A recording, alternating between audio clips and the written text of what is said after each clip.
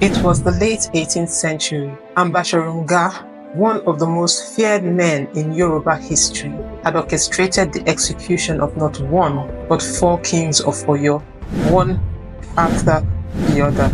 He had amassed so much power and influence, it was as if he had ruled the empire himself. But that wasn't supposed to happen. The Oyo Empire was built on a system of checks and balances. No one, not even the king, was meant to hold absolute power. The empire had a constitution not written down, but deeply embedded in its political structure. The Alaafin, the Oyo Mesi, and the Ogboni Society. Each arm held power. Each had limits. It was a system crafted to ensure balance, stability, and longevity. So how did it fall? Today, we're diving into the intricate political structure of the Oyo Empire and how it was meant to prevent exactly what Bashorun Gaa became. Hello, I'm the Charcoal Storyteller, and here we talk about all things Africa. In Oyo, power wasn't taken, it was earned, guarded, and watched.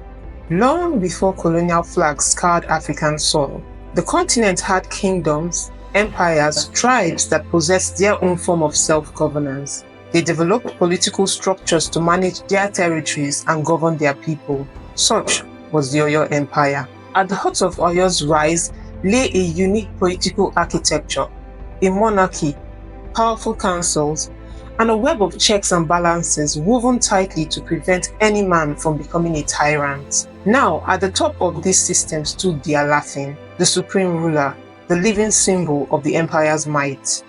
His title, meaning owner of the palace, spoke volumes. He was more than a king, he was a sacred being, the Ekeji Orisa, meaning the deputy of the gods. He was a divine figure standing as the bridge between his people and the immortal deities of Orisha.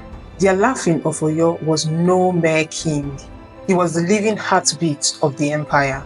At his command, wars were waged, alliances formed, and destinies shaped. Now, in the early days, fierce rulers like Orompoto, the first female Alaafin, led their armies into battle, spearheading the cavalry themselves. But after a king fell on the battlefield, the rules changed.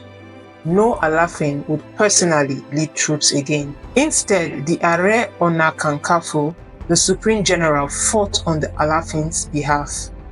But war was only one of his many crowns.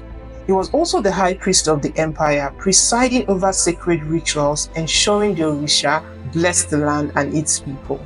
He served as the supreme judge, his court the final voice on grave crimes like treason and murder, and he had the prerogative to grant pardons. He was also the custodian of culture, preserving Yoruba traditions, celebrating grand festivals like Egungun and Shango, and ensuring the spirit of his people endured across generations. And at the heart of all of it stood Oyo Ile, the empire's capital, and within it, the Alaafin, the sprawling royal palace. It was a living monument to royal authority, filled with sacred shrines to powerful deities, especially Shango, the god of thunder. Inside the palace, the Alaafin lived a life of ritual seclusion, stepping beyond its sacred walls only for the most important religious ceremonies. This isolation built an aura of mystery around him, a divine ruler seen by few, touched by none.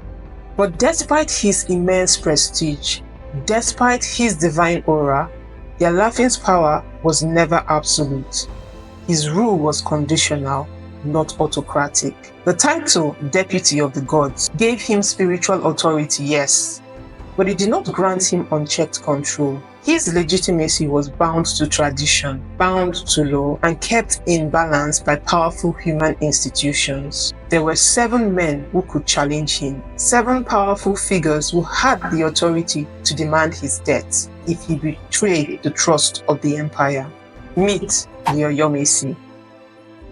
Imagine living in a world where your closest advisors held the power to end your reign, not just by voting you out of office, but by handing you a silent, deadly message, ordering you to take your own life. This was the reality for the Alaafin of Oyo. The Oyo Mesi, a council of 7 hereditary nobles, were the principal advisors to the king, but they were far more than that. They were the empire's true gatekeepers, the voice of the nation's elite, and the ultimate check on royal authority. No man could become Alaafin without them. Before a king could ascend the throne, he needed their approval and the blessings of the gods sought through the sacred Ifa oracle. The 7 chiefs of the Oyo Mesis are Bashorun, Alaafin, Samu, Alaafin, Laguna, Akiniku, and Ashipa. Each carried sacred duties and responsibilities that were handed down from generation to generation within prominent families of the capital, Oyo Ile. Each title was more than ceremonial. At the center of this council stood the Bashorun, the head of the Oyo Mesi. As prime minister, his authority was immense, second only to the king himself. He was also the military leader of the empire, directing military campaigns. His lineage, closely tied to the royal family, ensured that the Bashorun remained a permanent fixture in the empire's delicate balance of power. The Alaafin served as the high priest of the Egungun, the ancestral masquerade cult. The Agbakin was the guardian of Oramiyon's spiritual legacy. The Samu held the grim and ancient obligation to commit ritual suicide alongside the Alaafin upon the king's death, ensuring his safe passage into the afterlife, although over time this practice faded into memory. Yet the power of the Oyo Mesi was not in their religious roles. It was in their ability to both make kings and unmake them. When an Alaafin became tyrannical, or when the council lost confidence in his leadership, the Oyo Mesi would convene. Their deliberations could end with a chilling ceremony. The Bashorun would present the Alaafin with either an empty calabash or a set of parrot eggs. No words needed to be spoken. The meaning was unmistakable. Your time is up. The Alaafin, bound by tradition and honor, would then be expected to take his own life along with his eldest son, the Aremo, and his loyal counselor, the Samu.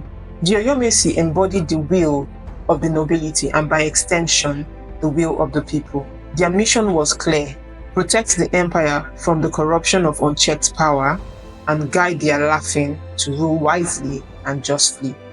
But even their power was tempered by the Ogboni Society, the hidden eyes and ears of the empire. Hey, quick reminder, if you're enjoying this video, hit the like button and subscribe to the channel. I drop a new video every week diving into African history, culture, traditions, and the untold stories that time almost forgot. I especially love hearing from you. If there's a historical figure, a legend, or a cultural story from your part of the continent that deserves a spotlight, please drop it in the comments. I'd love to dig into it. So like and subscribe, and let's keep the conversation going. While the Alaafin ruled and the Oyo Mesi advised, the Ogboni Society moved silently, operating beside and beyond the formal structures of power. They were the court of the land, grounded in deep spiritual authority, ancient judicial traditions, and the collective wisdom of the elders. The Ogboni were the hidden guardians of Oyo's moral and political life. More than a secret society, they were a living institution, a fraternity of the most respected elders, both men and women, known for their integrity and wisdom. Membership wasn't given lightly. Only those who had achieved true distinctions in their communities could join. The society was often led by the eldest and wisest man or woman from the community, emphasizing its foundation in accumulated experience and moral authority. Spiritually, the Ogboni were the voice of the earth itself. They represented Onile, the earth deity, the spirit of truth, justice, and harmony. Through their worship of the Orusha, they anchored their power not in wealth or bloodlines, but in ancestral justice and sacred law. In practice, the Ogboni wielded tremendous influence. They served as the highest court in Yoruba land, sitting in judgment over even the most powerful men whom no other court dared to challenge. When matters of grave injustice, corruption, or treason arose, it was the Ogboni who decided the fate of kings, nobles, and commoners alike. Their prime mission was clear: maintain harmony between humanity and the spiritual forces of the land, safeguard peace, uphold justice, protect the sacred balance of society. In Oyo's intricate system of governance, The Ogboni formed a third pillar, a quiet but crucial counterweight to both royal and aristocratic power. Where the Alaafin ruled as king and the Oyo Mesi served as his powerful advisors and kingmakers, the Ogboni stood apart, rooted not in politics but in tradition, spirituality, and moral law. Their role wasn't limited to courtroom judgment or spiritual ritual. They acted as trusted advisors to both the king and the council, especially when questions of sacred law or fundamental morality were at stake.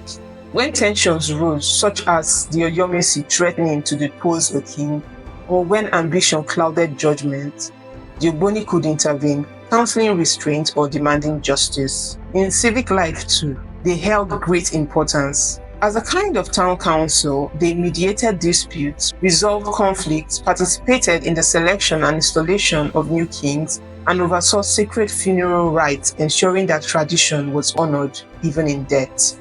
The presence of the Ogboni revealed a profound truth about Oyo's governance. It wasn't just a simple struggle between king and council. It was a layered, refined system where a secretive spiritual society, bound by oaths to truth and justice, could shape the fate of rulers and the destiny of the empire itself. By standing apart from hereditary power, by rooting themselves in ancestral authority and the sacred earth, the Ogboni preserved the delicate balance that allowed the Oyo Empire to endure. What we are looking at here wasn't just politics. It was a deliberate, constructed constitutional framework. The power sharing was no accident. It was strategic. A homegrown understanding that absolute power corrupts and that balance is key to stability. The Alaafin and the Bashorun did not hold absolute authority. The Alaafin served as the symbolic and administrative head of the empire, but his authority was constrained by constitutional mechanisms enforced by the Bashorun-led Oyo Mesi Council. Conversely, the Bashorun's influence, while formidable, remained subject to checks from religious institutions of the Ogboni Society. With all this in place, how did Bashorun Gaa come to be then? The fact is, even guardians can be tempted.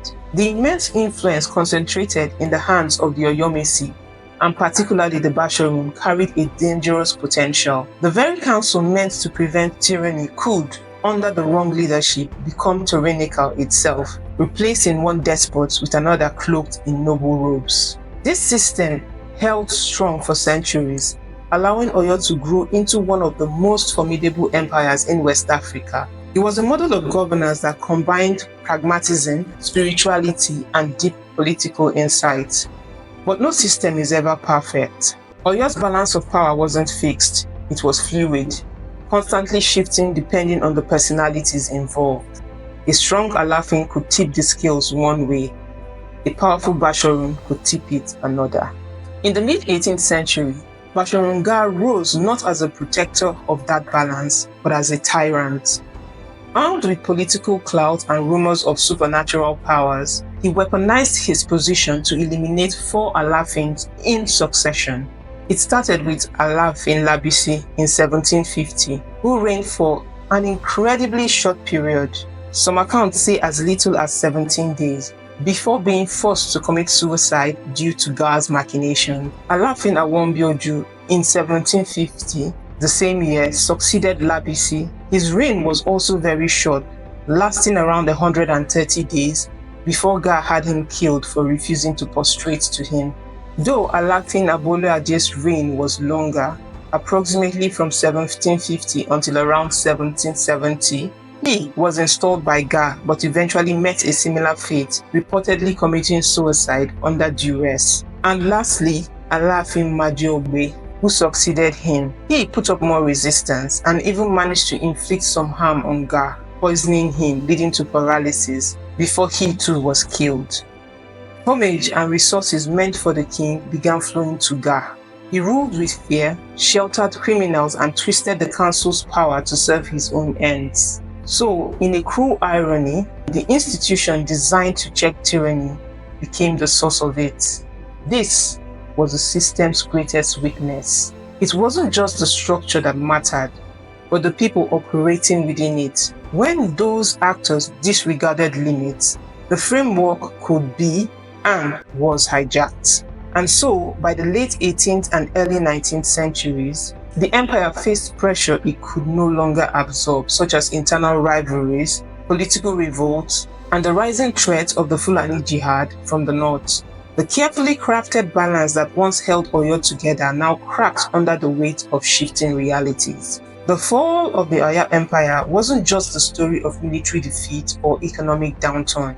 It was the story of a brilliant yet fragile political experiment, one that thrived on balance but fell to imbalance. Still, its legacy remains. The Oyo political system was more than just a chapter in African history. It was a testament to the political genius of a people who understood that power, left unchecked, could destroy what it was meant to protect. It left an indelible mark on Yoruba's political thought and continues to shape how we understand indigenous African governance today, not as primitive or chaotic, but as complex, deliberate, and deeply wise.